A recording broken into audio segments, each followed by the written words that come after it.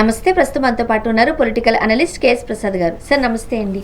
నిన్న జగిత్యాలలో కేసీఆర్ గారి స్పీచ్, సైమల్టేనియస్ గా రేవంత్ రెడ్డి గారి స్పీచ్ కూడా మనం చూసాం. నిన్న జీవన్ రెడ్డి గారు కూడా పార్టీలో జాయిన్ అయ్యారు. ఏమంటారు? ఒకటమ్మా, ఒక ఫ్రస్ట్రేటెడ్ సోల్ కింద బిహేవ్ చేస్తున్న రేవంత్ రెడ్డి గారు, ముఖ్యంగా ఆయన నిన్న కాళేశ్వరం పర్యటన, ఆ ముక్తేశ్వర స్వామి ఆలయం, దానికి సంబంధించిన కొన్ని శంకుస్థాపనలు, సాయంత్రం రైతులకి మలిబెడత డబ్బులు రిలీజ్ చేసే కార్యక్రమం, ఇట్లన్నింటిలో ఆయనది ఒక ప్రసంగం. రేవంత్ రెడ్డి గారు, మన కేసీఆర్ గారేమో జీవన్ రెడ్డి గారిని జాయిన్ చేసుకుంటూ ఆయనకి పార్టీ జనరల్ సెక్రటరీస్తో ఆయన ప్రసంగం. ఈ రెండు మీరు ఆద్యంతం గమనించగలిగితే, అంటే అఫ్కోర్స్ మన కేసీఆర్ గారిది సంవత్సరంన్నర పైచీలకి ఆయన బయటకు వచ్చి ఒక సభలో మాట్లాడడం అన్నది శ్రేణుల్లో ఒక జోష్ ఇవ్వడానికి ఆయన ఎప్పుడు ప్రసంగాలు మనం చూడాలి, కొత్త ఉత్తేజాన్ని. ఎందుకంటే ఇప్పుడున్న సర్కమ్స్టాన్సెస్లో ఒక పక్క కాళేశ్వరం విషయంలో వాళ్ళ హైకోర్టు తీర్పు ఉంది. దాన్ని ఇట్లా ఏమన్నా అంటే దానికి హరీష్ రావు గారిని ఢిల్లీ పంపించడం, తర్వాత ఒక స్ట్రాంగెస్ట్ అపోజిషన్గా ఉన్నప్పుడు కూడా చాలా హ్యూమిలియేషన్స్ జరుగుతున్నాయి. ఒక పార్టీలోంచి 10 మందిని లాక్కోవడం, తర్వాత వాళ్ళకి సముచిత న్యాయం స్థానం ఇవ్వకుండా ఆ కోర్టులు, దాని తర్వాత స్పీకర్ గారి మాటలు, తర్వాత ఇటు కాదు అటు కాదు అని తేల్చకుండా మన సైడే ఉంచి కూడా ఎటు చేరలేని పరిస్థితులు, ఇట్లన్నింటిలోంచి ఒక బొంబార్డింగ్ అన్నది కేసీఆర్ గారి నుంచి వస్తేనే, కానీ నా దృష్టిలో అయితే అమ్మ పెట్టి 4 పెడితేనే కానీ గుర్రం సవారి ఎక్కడదన్న కోణంలోనే నేను ఆయన ప్రస్తావన ఉంది. అండ్ జాగ్రత్తగా గమనిస్తే రేవంత్ రెడ్డి గారు అదే టెన్యూర్లో ఆయన మళ్ళీ యాజ్ యూజువల్ టోన్తోనే కేసీఆర్ గారి మీద మాట్లాడడం స్టార్ట్ అయింది. సో ఇక్కడ మీకు ఒకటే చెప్తా, ఇది ప్రజాస్వామ్యం. మిమ్మల్ని నిజంగా కేసీఆర్ గారిని కాదనే మీకు పదవి ఇచ్చారు, మీకని కాదు, ఓవరాల్గా కాంగ్రెస్కి పదవి ఇచ్చారు. తర్వాత మీకు మా శ్రీధర్బాబు గారు చెప్పినట్టు మీకు సీల్డ్ కవర్లో మీకు ముఖ్యమంత్రి స్థానం వచ్చింది. శభాష్. What is good governance? ఆ గవర్నెన్స్ మీద మీరు ఫోకస్ ఏది? నిజమే, మొదటి రోజు నుంచి చూస్తున్నాం. హరీష్ రావు డబ్బులు ఎత్తుకెళ్ళిపోయాడు, కేటీఆర్ డబ్బులు ఎత్తుకెళ్ళిపోయాడు, కేసీఆర్ గారు డబ్బులు ఎత్తుకెళ్ళిపోయాడు, రోజు ఎంక్వైరీలు, పోలీసు, ఫోన్ ట్యాపింగ్లు, నల్లాన్ని పిడుచుకొచ్చి ఇల్లుని పిడుచుకొచ్చాడు, వచ్చేదాకా ఏటవుతుంది అన్నీ ఎక్కడికక్కడ దీపాల్లో పేలంట అపాయకల్లో మన ఎత్తికి పెట్టి, ఇవాళ మళ్ళీ ఏముంది తొక్కిన ఆరతీస్తాను, పీకల మీద కాలు వేసుకొని తొక్కేస్తాను, నెక్స్ట్ పైకి రానివ్వను, కిందన కూర్చోపెట్టేస్తాను, పైన కూర్చోబెట్టి, ఎందుకు ఈ పేలా పనులన్నీ? మీ పనితీరు మీకు మాకు అన్న మధ్యలో బ్యారికేడ్ క్రియేట్ చేస్తే శాశ్వత ముఖ్యమంత్రి మీరే. మీరు అన్నట్టు 5-10 ఏళ్ళు మీరే ఉంటారు. కానీ ఆ బ్యారికేడే క్రియేట్ చేయకుండా ఎంతసేపు కేసీఆర్ని తిట్టడానికే మీరు అనుకుంటే, కేసీఆర్ గారికి ఉద్యమ నేపథ్యం నుంచి ఒక భావావేశంతోనూ చలోక్తులతోనూ ఒక విధంగా మాట్లాడడానికి మా అందరికీ ఒక యాక్సెప్టెన్స్ ఉంది తెలంగాణ సమాజంలో. అది మీరు అడాప్ట్ చేసుకుని మాతో చెల్లుబాటు అయిపోతుంది అన్న దగ్గర ప్రజెంట్ అయితే ఎలక్షన్స్ లేవు, మీకు జరుగుబాటు జరుగుతుంది. రేపు 5 సంవత్సరాల తర్వాత దాని సమాధానం ఎలా ఉంటుందో చూద్దరు, కానీ వెయిట్ చేయాలి. అప్పటిదాకా మీరే మా ముఖ్యమంత్రి. అది కూడా వాళ్ళు ఢిల్లీ ముసలిలో మీకు కవర్ మార్చకపోతే మీరే, కవర్ మారిస్తే మాకు తెలియదు. రెండోది, మీకు సడన్గా బీజేపీ ఎజెండా జ్ఞాపకం వచ్చి గుళ్ళు గోపురాలు అంపడు తిరుగుతుండ్రు. శబాస్. ఎందుకంటే వాళ్ళకి ఒరిజినల్ హిందువులు రాజా సింగ్లెట్ వాళ్ళు నచ్చరు, కన్వర్టెడ్ హిందూస్తే నచ్చుతారా బీజేపీ వాళ్ళకి? బాగుంది. మీకు ఒక తికమక అనే స్వర్గంలో ఉన్నారు. స్వర్గం సీఎం పీఠం.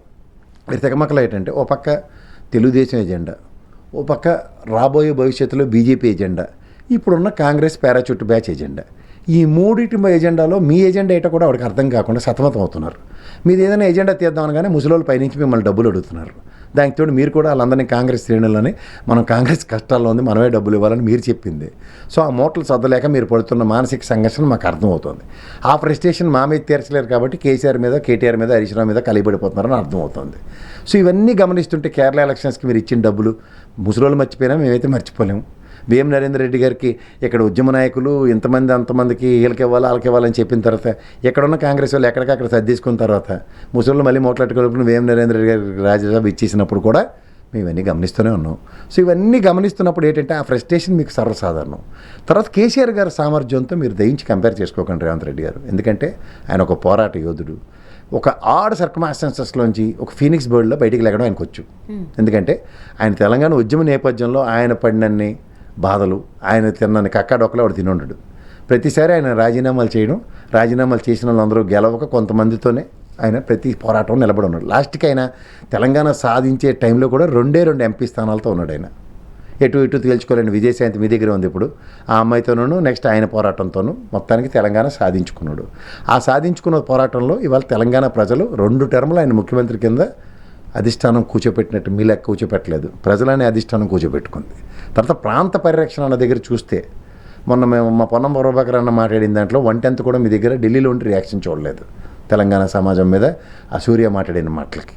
సో ఇవన్నీ మేము గమనిస్తున్నప్పుడు మీరు ఫ్రస్ట్రేట్ అయిపోయి ఆ ఫ్రస్ట్రేషన్లో ప్రజలందరూ అపోజిషన్ పార్టీలు మీ పార్టీలో ఉన్న వాళ్ళు అనుకుంటే, ఇప్పుడు ఒక దౌర్భాగ్యం ఏంటంటే సీనియర్లు మా బెట్టన్ ఉన్నాడు, అలాగే మా దామోదర్ రాజనరసింహ అన్న ఉన్నాడు, ఇలాంటి వాళ్ళందరూ కాంగ్రెస్లో వాళ్ళు చేసిన కృషి వాళ్ళ త్యాగాలు మరువలేనివి. ఎవరికి చెప్పినా చెప్పకపోయినా మా దామోదర్ రాజనరసింహ అన్న ఉప ముఖ్యమంత్రి పదవిని తృణప్రాయంగా వదిలి కేసీఆర్కి ధీటుగా కాంగ్రెస్ పరంగా రాష్ట్రం ఇస్తేనే కానీ నాకు ఈ పదవి అక్కర్లేదని ఢిల్లీలోనే కూర్చున్నాడు కిరణ్ కుమార్ రెడ్డి గారి క్యాబినెట్లో. సో అలాంటివి కొంతమంది కనబడకపోవచ్చు, వాళ్ళు సీనియర్స్ అంటాం మేము, నిజంగా కాంగ్రెస్కి కమిటెడ్ సోల్స్. ఎందుకంటే జీవన్ రెడ్డి లాంటి వ్యక్తిని మీరు వదులుకున్నప్పుడు, ఏ కమిట్మెంట్ టువర్డ్స్ పార్టీ అన్నప్పుడు కూడా, మీరు అతనికి సముచిత స్థానం ఉన్నప్పుడు కూడా ఆయన వర్గం పరంగా ఎన్ని గెలిపించుకున్నాడో జెడ్పీటీసీలు ఎంపీటీసీలు చూసుకోండి ఒకసారి మీ మున్సిపల్ కార్పొరేషన్కి. సో ఇవన్నీ గమనిస్తున్నప్పుడు ఏమవుతున్నాయంటే, మీరు మీ నాయకుల్ని ఏ విధమైన సముచిత స్థానాలు ఇస్తున్నారో, ఏ విధంగా గౌరవిస్తున్నారో చూసుకుంటున్నాం.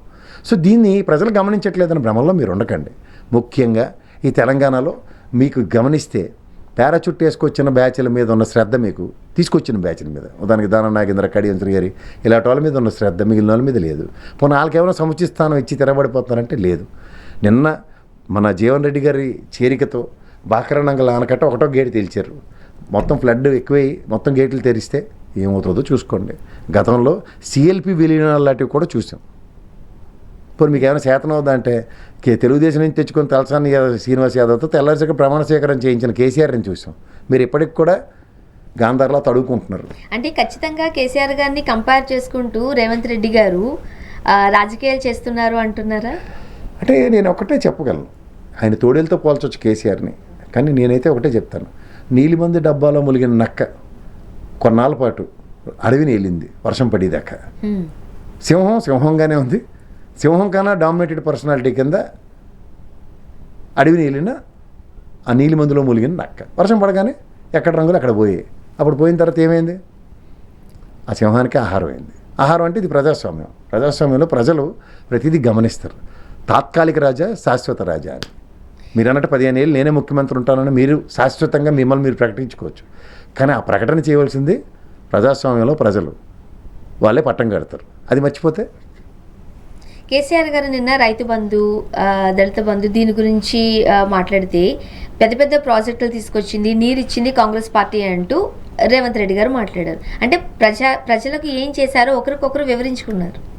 మేము అది కూడా వివరించుకోక్కర్లేదు. మాకు నీళ్లు నిధులు నియామకాల ప్రాతిపదిక మీద తెలంగాణ రాష్ట్రం ఏర్పడింది. ఈ రోజుకి కూడా జూబ్లీహిల్స్, బంజారాహిల్స్లో కరెంటు పోతుందో లేదంటే కరెంటు పోతుందోనే చెప్తున్నారు. అది గతంలో కేసీఆర్ గారి గవర్నమెంట్లో జరిగిందా?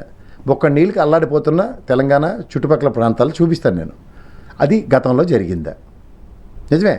ఆ నల్గొండ ఫ్లోరసిన్ బాధితులకి రాజీవ్ గాంధీ సుజలా సుఫలా పథకంతో మీరు వాటర్ ఇచ్చారు, అవన్నీ నేను కాదంటలేదు. కానీ సమాజంలో రాష్ట్రం ఏర్పడిన ప్రైమరీ మోటోని జస్టిఫై చేసిన గవర్నమెంట్ ఏదంటే కేసీఆర్ గవర్నమెంట్. ఇవాళ దాన్ని మీరు ఏం చేస్తున్నారు? ఒడ్లు ఎక్కువ పండుతున్న రాష్ట్రం ఏదంటే తెలంగాణ మీరే చెప్తున్నారు. దానికి మీ దగ్గర నుంచి సముచిత న్యాయం స్థానం ఏం చేస్తున్నారంటే అది తప్పని చెప్తున్నారు. రైతుల వెతలు తీర్చిన గవర్నమెంట్ ఎవరంటే కేసీఆర్ గవర్నమెంట్ అని ప్రజలు చెప్తుందారా? రైతుల కోసమే రైతే రాజు అన్న కాంగ్రెస్ గవర్నమెంట్ అని మీరు చెప్తూ రైతుల కష్టాలు ఇప్పటికి కూడా తీరని వెతలుగానే మిగిలి ఉన్నాయి.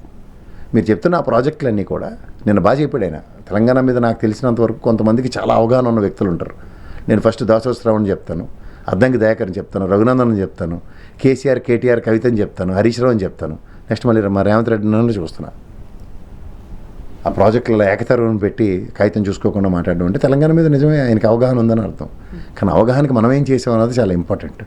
దాంతో తగ్గట్టు మాట్లాడుంటే జస్ కరెక్ట్ అంటాం. అని ఇంతకుముందు మీరు అన్నారు, ఒక సెటారిక్గా మాట్లాడడంలో కేసీఆర్ గారికి పెట్టింది పేరు. ఆయన మాట్లాడితే వినాలని కూడా అనిపిస్తూ ఉంటుంది. బట్ రేవంత్ రెడ్డి గారి దగ్గర నుంచి కొన్ని వ్యాఖ్యలు వినడానికి కాస్త ఇబ్బందికరంగా ప్రజలు ఫీల్ అవుతున్నారు. పాపాల భైరవుడు మళ్ళీ రావాలా అంటూ.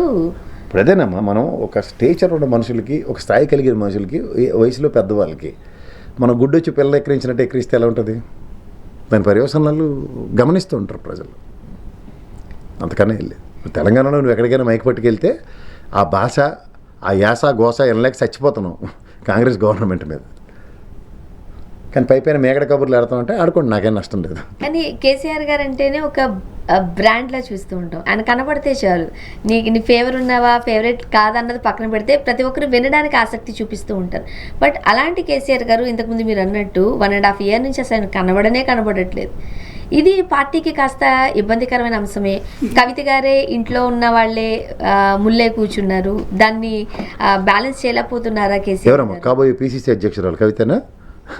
పార్టీ పెట్టి మా షర్మిల్లా గడవడి చేసి 4 రోజులు ఇటువంటి గెంతది అంతే కప్పదాట్లు. మహేష్ గౌడ్ అన్న పదవి చ్యుతులు అయిన వెంటనే ఈవిని ఎక్కించేస్తారు నెత్తికి. అందుకని ఏం లేదు. ఈ అడవడి బ్యాచ్ల గురించి అడుక్కోవాలమ్మా, ఇలాంటివి చాలా చూసాం. ఆల్ నరేంద్ర గారి దగ్గర నుంచి చూస్తున్నాం. విజయశాంతి అమ్మ ఆడవాడి కన్నా ఈ కవిత ఆడవాడు ఎక్కువ. ఇవన్నీ తెలంగాణ సమాజంలో ఇవన్నీ టపాచపుత్రి కబుర్లు అంటారు. కానీ అంటామే వీళ్ళందరితో ఏదో అయిపోద్దన్న భ్రమలో కేసీఆర్ ఉంటే ఈరోజు ఇది తెలంగాణ అన్న పేరే గట్టిగా ఉండకపోయింది. వద్దమ్మా ఇవన్నీ చూసిన వాళ్ళం, ఇవన్నీ ఉద్యమం కాడి నుంచి చూస్తున్నాం. నా వయసు 57 సంవత్సరాలు ఈ తెలంగాణ పడుతున్న సతమతం అవుతున్న ఇబ్బందులన్నీ చూశాను నేను. ఇవాళ ఏదో కష్టం నిష్ఠూరం, మన పని మన ప్రయత్నం మనం సాధించుకున్నాం. దీన్ని కూడా మనం ఇంకా పరిరక్షించుకోకుండా ఇంకా ఏవో గాలివాటం కబుర్లకేను ఏదో వచ్చిన గాలికి కొట్టుకుపోతుందన్న మాటలకైతే నేను ఎప్పుడూ దగ్గరలో ఉన్నాను. సో ఇక్కడ మీకు ఇంటి పోరు ఎవరికైనా ఉంటుంది. అక్కడ జగన్మోహన్ రెడ్డి గారికి కూడా ఉంది కదా. ఉండని అమ్మా ఎవరికి కావాలి. ఈ రోజు కూడా ఆడవాళ్ళని అడ్డు పెట్టుకుని రాజకీయాలు సెకండ్ రాజకీయాలు చేస్తారంటే ఎవరికి కావాలి. ఏడు చేయగలిగిందా షర్మిల? తిప్పి కాంగ్రెస్లోకి వెళ్ళి శాత తీరింది. కవితమ్మ కూడా అంతే. అంటే ఎంత కాదన్నా కేసీఆర్ గారికి కేటీఆర్ గారికి ఒక కన్ను అయితే కవిత గారు ఇంకొక కన్ను. ఇద్దరిని బ్యాలెన్స్ చేయాల్సిన అవసరం ఒక తండ్రిగా ఉంటుంది, పొలిటికల్ లీడర్గా కూడా ఉంటుంది. అదేంటి షర్మిల అంటే ఆబ్లిగేషన్, అలా ఆయన ఇల్లరకం పట్టుకొచ్చింది ఎత్తి పెట్టింది కాబట్టి సవాళ్ళు. ఈయనేటి ఇల్లరకం కాదు కదా. ఇల్లరకం చెప్పమను తప్పదు కేసీఆర్కి. షర్మిలతో పోల్చొద్దని అందుకే చెప్తున్నా, అది ఇల్లరకం ఆబ్లిగేషన్. సో ఇప్పుడు కేసీఆర్ గారు వాయిస్ అయితే వినిపిస్తున్నారు, వచ్చారు బయటికి. రేవంత్ రెడ్డి గారికి సంబంధించిన స్పీచ్ కన్నా కూడా కేసీఆర్ గారి స్పీచ్కి అందరూ ఆకట్టుకున్నారు. నేను అసలు ఫస్ట్ టైం మెయిన్ స్ట్రీమ్ మీడియాకి ఒక అనిశ్చితిని చూశాను. తెల్ల పెళ్ళం సినిమా చూసారు కేసీఆర్ రేవంత్ రెడ్డి. ఈ మధ్యలో టీవీ 7 to 8 ప్రైమ్ డిబేట్ తేల్చుకోలేక నానా ఇబ్బందులు పడ్డారు చాలా ఛానల్లో. ఎలా ఉండబోతున్నాయి అంటారు తెలంగాణ? ఇంకా టైం ఉందమ్మా, 2.5 సంవత్సరాలు ఉంది, అంత ఈజీ కాదు. లాస్ట్ 1 year మాత్రం జంగల్ డ్రమ్స్ ఉంటాయి. వస్తారంటారా కేసీఆర్ గారు బయటికి మళ్ళీ సింహాల? ఎందుకు రారమ్మా, రాకుండా ఎందుకు ఉంటాడు? ఉద్యమ నేపథ్యం నుంచి చూస్తున్న కేసీఆర్ గురించి ఎవరికైనా తెలిసి మాట్లాడు, తెలియకపోతే దయించి చవాకులు మాట్లాడకండి. కేసీఆర్ గారి సైలెన్స్ వెనుక కూడా ఒక మర్మం దాగి ఉంది, లేకపోలేదు అంటున్నారు. ఇప్పుడు గెద్ద పైనుంచి ఎగురుతూ ఉంటుందమ్మా, కరెక్ట్గా కింద దాన్ని ఏదో చూసే కింద దిగుతుంది తప్ప ఉత్తరే దిగుతుందా? జీవన్ రెడ్డి దొరకట్లేదు నాన్న. ఎక్కడ ఆయనే వచ్చాడు కదా జీవన్ రెడ్డిని జాయిన్ అవ్వమని. అక్కడే మంట ఎక్కువే బయటకు వచ్చాడు. నిజమైన వాళ్ళు, నెక్కచ్చైన వాళ్ళు. ఆ నిజమైన వాళ్ళు నెక్కచ్చైన వాళ్ళు వస్తే ఎలా ఉంటుంది? సో జీవన్ రెడ్డి గారితో స్టార్ట్ అయింది కాబట్టి మరి కొంతమంది క్యూ కట్టే అవకాశం ఉందంటారా? చాలా మంది. అందుకే నేను ముందే చెప్పాను, బాకరానంగల్ ఆనకట్ట డ్యామ్ ఒకటి కట్టారు. మీరే కట్టారని చెప్పారు కదా సార్, మీరే కట్టారు. నిజంగా కాంగ్రెసే కట్టింది బాకరానంగల్ ఆనకట్ట, నాగార్జున సార్. తర్వాత ఆవిడకి దమ్ముదేరం లేదు. బీజేపీకి అయితే శాతే కావట్లేదు ఆ పోలవరం కట్టడం. అది శాతకాంతానానికి మనం ఇంకొక బౌలార్థ సాధక ప్రాజెక్ట్ లేక ఏడుస్తున్నాం. నిజమే, కాంగ్రెస్కి జై, నేను మళ్ళీ చెప్తున్నా. కానీ అలాగే ఆ డ్యామ్ గేట్లు కూడా మీరే పెట్టారు. ఒకటి ఎత్తినప్పుడు తర్వాత ఏమైందో చాలామందికి తెలుసు. ఆ గేట్లలో శరత్ పవార్ కొట్టుకుపోయాడు, మమతా బెనర్జీ లాంటిది నిజమైన ధీరురాలు వెళ్ళిపోయింది. ఇప్పుడు ఏముంది చూద్దాం sir. Thank you so much.